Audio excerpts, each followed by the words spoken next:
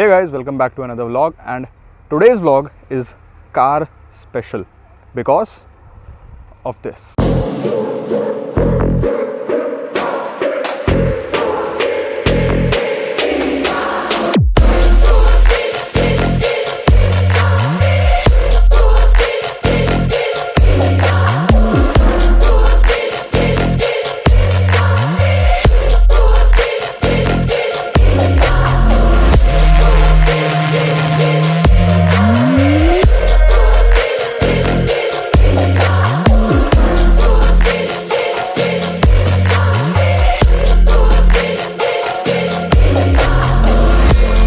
ये है Mahindra Scorpio 2009 model VLX जो कि कन्वर्टेड है एमहॉक में। इसका ग्रिल विल सब चेंज है और ये इससे पुराना वाला शेप था, मगर इसका ग्रिल, हेडलाइट, बम्पर्स और पीछे की लाइट्स चेंज हो गई हैं और इस पर ग्राफिक्स भी एमहॉक वाले डल गए हैं। तो ये गाड़ी हमारी फैमिली कार है और मैंने सोचा इस बीस्ट का एक रिव्यू ज़रूर बनता है, क्योंकि this is like the old real gangster. मतलब जो 2006-09 में गाड़ियाँ आती थी उस टाइम की ये भौकाली गाड़ी थी और अभी भी इसका भौकाल बरकरार है। बात करें इसके इंजन स्पेक्स की, बात करें इसके इंजन की अगर, तो कुछ ऐसा इसका इंजन रहने वाला है। ये है इसका exact model Scorpio CRDE BS3 SLX जो कि कन्वर्टेड है, वही CRDI वाला इंजन। टर्बो इसका ये रहा, कुछ ऐसा इसका इंजन अब दिख रहा है, मगर ऑब्वियसली जब नहीं थी तो फिर अलग था। 290 newton metres of torque, 2100 CC का अप्रॉक्सीमेटली इसका इंजन है। 120 bhp इसकी पावर रहने वाली है मैक्सिमम 4000 RPM पे। टाइम पे कोई हाइड्रोलिक स्ट्रट्स वगैरह सब नहीं आते थे, तो ये एकदम स्टॉक गाड़ी रहने वाली है, जीप क्लासिक। बात करें इसके फ्रंट एक्सटीरियर लुक की, बोल्ड, रगेड की, एकदम खा जाएगी लोगों को। सिंघम में भी यही कार यूज़ हुई थी, उस वजह से उस फिल्म के बाद काफ़ी चली थी, और दबंग 3 में भी यूज़ हुई थी।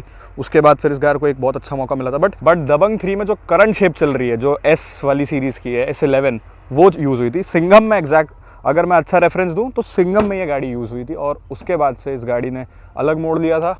इसके सारे वेरिएंट कुछ ऐसे थे, जब भी इंडियन मार्केट में लॉन्च होते थे तुरंत सोल्ड। मतलब उत्तर प्रदेश की फेवरेट कार है। उत्तर प्रदेश के साथ साथ तमिलनाडु, कर्नाटका, मुंबई, दिल्ली, बहुत लोग इसके फ़ैन हैं। मतलब इसकी बॉक्सी शेप की लिटरली गाड़ी में बॉडी रोल बहुत ज़्यादा है। ठीक है, मेरे पास ये है, मैंने इसको कम से कम नहीं तो नहीं 2.5 लाख ये गाड़ी चल चुकी है, फिर भी मैं बता रहा हूँ बॉडी रोल इतना ज़्यादा, सस्पेंशन बहुत स्टिफ है, उसके बावजूद ये धड़ाधड़ बिकती है। एंड स्पेशली आपको उत्तर प्रदेश में ये गाड़ी बहुत देखने को मिलेगी। बात करें पॉलिटिकल पर्सनैलिटीज़ की, एक्टर्स की, और जीप कॉन्वॉय, मतलब जो कॉन्वॉयज होते हैं लोगों के, जो फेमस पर्सनालिटी या VVIPs होते हैं, उनके कॉन्वॉय में ये गाड़ी होना कंपलसरी जैसा हो चुका है। चलते हैं इसके बूट की ओर। इस वाली में ये वाले स्टार वाले अलॉय थे, पहले वाली में मैकव्हील आते थे, उसके बाद ये वाले अलॉय आ गए थे। बूट स्पेस की बात करें तो 460 लीटर का बूट स्पेस आता है। ये कार अभी हमारी मतलब रनिंग है, तो प्लीज़ इसको जज मत करिएगा मुझको। मतलब ये कार हमारे घर में ऐसे यूज़ होती है कि इसको एकदम मतलब लोहा लाट कहीं पे भी कुदाओ चलाओ। ये मतलब वो वाली कार नहीं है कि आप इसमें फैमिली लेकर के जाओ। ये कार बस एक चल रही है अभी भी, वही बहुत बड़ी बात है। और इसमें जो भी हमारे काम होते हैं या फिर कुछ सामान वगैरह लाना है तो ये वैसी रहती है, इसलिए ज़्यादा वॉश ये उतनी होती नहीं। जब मैं आता हूँ तभी वॉश ज़्यादा होती है, मेरे को लगता है। मैंने अभी हाल फिलहाल में कराई थी, उसके बावजूद इतनी गंदी हो गई, क्योंकि यहाँ पे धूल मिट्टी उड़ती रहती है। थोड़ा गांव के अंदर पड़ता है और धूल मिट्टी आप देख सकते हो कितनी उड़ती रहती है यहाँ पर, तो इस वजह से इस गाड़ी को जितना साफ़ करो ये उतनी और गंदी होती रहती है। मगर मेरी कोशिश रहती है कि मैं इसको साफ़ रखूँ। चलते हैं अब इस गाड़ी के इंटीरियर की तरफ। इंटीरियर कुछ खास इसमें उस टाइम पे मिलता नहीं था, मगर आप लोगों को मैं दिखाऊं अगर। अवॉइड द स्टीरियो, क्योंकि इसका स्टीरियो सिस्टम भी बनने के लिए दिया हुआ है। गाड़ी लिटरली बहुत पुरानी हो गई है, अब ये धीरे धीरे काम मांग रही है। मगर ये अभी मैंने इसलिए वीडियो बनाने का सोचा कि मेरे को अभी खुद नहीं पता कि मैं कब वापस चला जाऊं, तो इस वजह से मैंने सोचा आज ही वीडियो बनाते हैं। तो गाड़ी अभी इनकम्प्लीट है, मगर मैं आप लोग को छोटा छोटा बता देता हूँ। पर इसका स्टीरियो रहता है हमारे पास, वो जो सिंगल वाला आता है जिसमें CD डलती है, वो वाला स्टीरियो है। आप चाहें तो टच स्क्रीन भी डलवा सकते हैं। यहाँ पर इसके AC के कंट्रोल्स, हालांकि इसकी AC अभी काम नहीं कर रही है। मैंने बताया ना गाड़ी में अभी काम है थोड़ा सा, मगर फिर भी इसका इंजन चल रहा है। टाइम पे जो ये वुडन फिनिश आता था, ये काफ़ी लोगों को बहुत पसंद आया था। ये जो क्लासिकल डिज़ाइन था, ये बहुत अच्छा एक एलिमेंट था। गियर नॉब इसका यहाँ पर है, 4 इसमें कप होल्डर्स मिल जाते थे। यहाँ पर इसका विंडो सीट्स का ऑप्शन दिया जाता था, और ये वाले हैंड रेस्ट हर पर्टिकुलर सीट के लिए, इसका ये भी निकल चुका है। और पीछे का जो स्पेस है वो काफ़ी मैसिव है।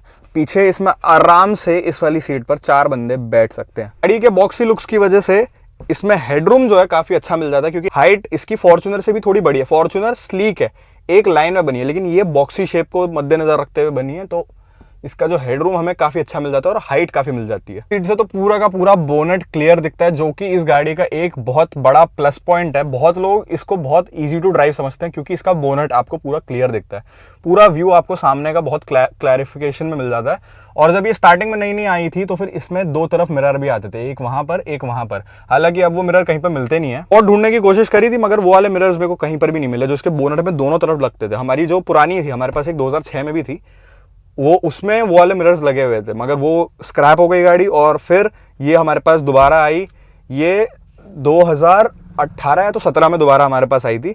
और यही गाड़ी मतलब यही सेम मॉडल ही था हमारे पास भी। उसके बाद हमने ये वाली ली और अब ये हमारे घर में करंटली रन कर रही है। ऑल्दो जो 2006 वाली थी वो गाड़ी हमारी मतलब जब मैं पैदा हुआ था मेरे होश में सबसे पहली गाड़ी हमने वही ली थी। ऑल्दो पहले पापा लोगों ने बहुत सारी गाड़ियाँ ली हैं, बदली हैं, मगर जब मैं पैदा हुआ था और उसके बाद जो मेरे होश में मेरे को याद है पहली गाड़ी की डिलीवरी हमने वो ली थी। और जब वो पहले दिन आई थी मेरे को वो पूरा दिन याद है। उसमें यहाँ पर AC भी लगा हुआ था। मतलब इस गाड़ी से मेरा काफ़ी एक पर्सनल अटैचमेंट जुड़ा हुआ है कि मतलब मैं उस गाड़ी से बहुत ज़्यादा ऑब्सेस था, और शायद वही रीज़न है कि मैं आज इतना बड़ा कार एंथुसियास्ट हूँ। उस वाली में यहाँ पर टीवी भी हुआ करती थी। यहाँ पर तब के टाइम पे ये कोई मतलब बहुत सारी गाड़ियाँ आती थी, मगर यहाँ पर टीवी वो एक अपने में ही अलग प्लस पॉइंट था। उस टाइम पर आपके मतलब स्कॉर्पियो के साथ कंपटीशन में आती थी टोयोटा की कॉलिस और सफारी डिकॉर।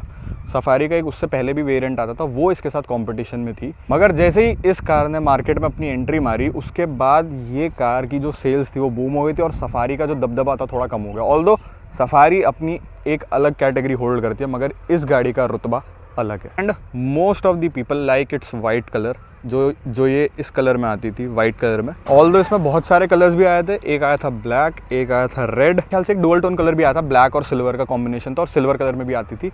मगर जो सबसे ज़्यादा मैं देखता हूँ रोड्स पे वो ये सफ़ेद वाला है। इसमें कुछ टाइम के लिए 4x4 भी लॉन्च किया गया था, मगर वो उतना सक्सेसफुल हुआ नहीं था। और इसमें एक ऑटोमेटिक वेरिएंट भी आया था इसी पर्टिकुलर शेप में, मगर वो भी उतना अच्छे से चल नहीं पाया था। ये वाली हमारी जो पर्टिकुलर मॉडल है ये मैनुअल है 5 स्पीड। आप लोगों को लेकर के चलता हूँ इसके ड्राइव एक्सपीरियंस की तरफ कि गाड़ी स्टार्ट कैसे होती है, गाड़ी के इनिशियल्स क्या है और गाड़ी चलने में कैसी है। ऑल्दो ये गाड़ी 2 लाख किलोमीटर प्लस चल चुकी है, तो प्लीज़ इसकी कंडीशन मतलब इतनी दमदार गाड़ी है कि इतना कुछ चलने के बाद इस गाड़ी की रेगुलर सर्विस भी मेरे को लगता है टाइम टू टाइम नहीं होती, मगर फिर भी ये चल रही है। तो इस गाड़ी का जो इंजन था काफ़ी पावरफुल बना था, और वो वाली जो टेक्नोलॉजी है कहीं ना कहीं आज मैं समझता हूँ कि मिसिंग है। आज की जो कार्स आ रही हैं काफ़ी डेलिकेट बन रही है, मेरे को ऐसा लग रहा है। बट खैर कुछ टाइम बाद डीजल कार अब बैन हो जाएंगी, उसके बाद फिर हमें ये वाला मज़ा नहीं मिलने वाला। तो जितना हो सके अपने सारे शौक इस समय ही पूरे कर लो, क्योंकि डीजल कार्स का फ्यूचर इंडिया में तो मेरे को अब नहीं लग रहा कि उतना रहने वाला है। मगर जो है सो है। मैं आप लोगों को एक बार इसको चला करके दिखाता हूँ, स्टार्ट करके दिखाता हूँ।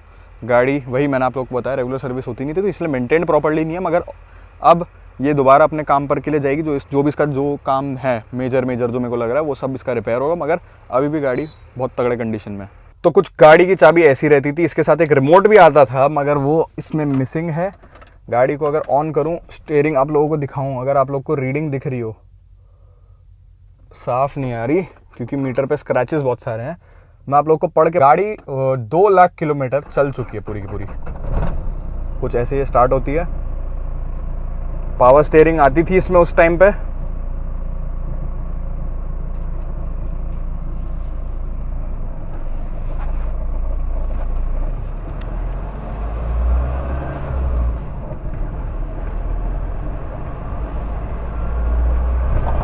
Very powerful.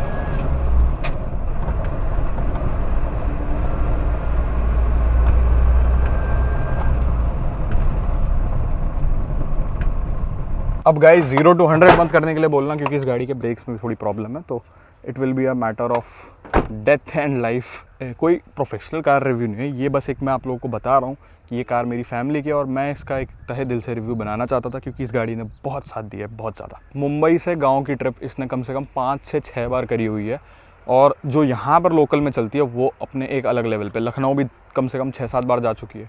तो इतना इस गाड़ी के लिए मेरे ख्याल से, इस हिसाब से जिस कंडीशन में ये चल रही है, जिस मेंटेनेंस के हिसाब से चल रही है, उतना तो ये नहीं चलनी चाहिए थी। ऑल्दो अगर कोई और ब्रांड रहता या अगर किसी और भी XYZ ब्रांड कंपनी की ये गाड़ी होती, तो मेरे ख्याल से जिस हिसाब से इसको रखा जाता है, जिस हिसाब से इसकी मेंटेनेंस होती है, उस हिसाब से ये गाड़ी अब तक अपना दम तोड़ चुकी होती, या तो इसके इंजन में बैक कंप्रेसर आ गया होता। मतलब लिटरली महिंद्रा ने महिंद्रा के जो इंजन है, मैं पर्सनली जो मेरी फेवरेट है, एक तो टोयोटा, उसके बाद महिंद्रा, तीसरे नंबर पे मैं फोर्ड को रखता हूँ, क्योंकि इन तीनों गाड़ियों के इंजन्स इतने पावरफुल हैं, कोई भी और गाड़ी इन लोगों को टक्कर नहीं दे सकती। मुझे क्या है, फीचर वीचर उतने पसंद नहीं है, मगर जो गाड़ी का इंजन होता है ना, वो मैटर करता है। इंजन से ही मेरा दिल मिलता है।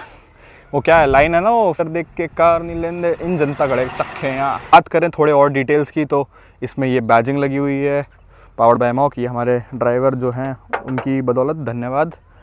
ये स्कॉर्पियो की ये वाली बैजिंग, ये बहुत ख़तरनाक लगती है साइड से। अगर मैं एक बार साइड प्रोफाइल दिखाता हूँ गाड़ी की बस साइड प्रोफाइल अगर कोई देखे तो बहुत एक मतलब शेप ही ऐसी कि पूरी की पूरी गैंगस्टर वाइब देती है आपको, और काफ़ी रगेड रॉ फील होता है आपको। मगर सबका अपना एक पर्सपेक्टिव है, किसी को फीचर्स अच्छे पसंद हैं, किसी को गाड़ी की शेप से, गाड़ी की लुक से काफ़ी होता है। बहुत लोगों को इसकी बॉक्सी शेप नहीं पसंद, बहुत लोग बोलते हैं गाड़ी झोल मारती है, लेकिन personally speaking this car is an on other level. जो इसकी नई सीरीज़ भी चल रही है, जो क्लासिक आ रही है इस समय रोड पे, वो भी एक नंबर लग रही है।